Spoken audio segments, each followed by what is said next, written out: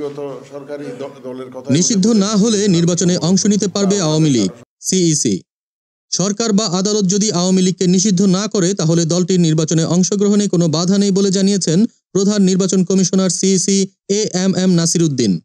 সোমবার ৩০ ডিসেম্বর চট্টগ্রামের সার্কিট হাউসে আয়োজিত ভোটার তালিকা হালনাগাদ ও ত্রয়োদশ জাতীয় সংসদ নির্বাচন উপলক্ষে এক মত বিনিময় সভায় সাংবাদিকদের প্রশ্নের জবাবে সিইসি এই মন্তব্য করেন। সিইসি বলেন, নির্বাচন কমিশন এখন সম্পূর্ণ স্বাধীন। ডানে বামে বা বিদেশি কোনো প্রভাব বা চাপ আমাদের উপর নেই। আমরা শুধু বিবেকের চাপে আছি। এ দেশে ভালো নির্বাচন করাও সম্ভব, খারাপ নির্বাচন করাও সম্ভব। তবে আমরা চেষ্টা করব একটি সুষ্ঠু ও গ্রহণযোগ্য নির্বাচন উপহার দিতে।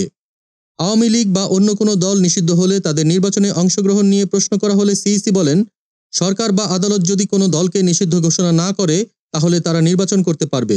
এ বিষয়ে নির্বাচন কমিশনের কোনো বাধা নেই। বিগত নির্বাচন কমিশনের কার্যক্রম নিয়ে কোনো শাস্তিমূলক ব্যবস্থা গ্রহণের বিষয়ে জানতে চাইলে সিইসি বলেন, এটি নির্বাচন সংস্কার কমিশনের বিষয়।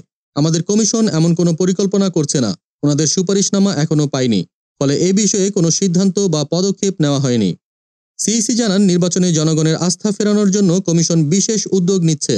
তিনি বলেন, ভোটারদের আস্থা ফেরাতে আমরা বাড়ি বাড়ি যাব। 6 মাসের মধ্যে ভোটার তালিকা হালনাগাদ সম্পন্ন করব। যেসব ভোটার তালিকা থেকে বাদ পড়েছেন তাদের অন্তর্ভুক্ত করব।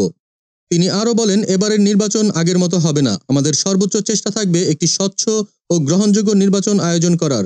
তবে এটি সফল করতে সবার সহযোগিতা প্রয়োজন। সিইসি আরও উল্লেখ করেন, নির্বাচনী পরিবেশ ভালো রাখতে কমিশন নিরপেক্ষ ভূমিকা পালন করবে। তিনি বলেন, এবার আমরা ভোটারদের সঙ্গে সরাসরি যোগাযোগ করব, তাদের সমস্যা শুনব এবং তা সমাধানের চেষ্টা করব। নির্বাচন কমিশনের এই উদ্যোগ জনগণের মধ্যে আস্থা তৈরি করতে পারে কিনা তা নিয়ে নানা মহলে আলোচনা চলছে। তবে সিইসি তার বক্তব্যে নির্বাচনী পরিবেশ নিশ্চিত করার বিষয়ে দৃঢ় প্রতিশ্রুতি দিয়েছেন। দেশজগৎ ডেস্ক নিউজ।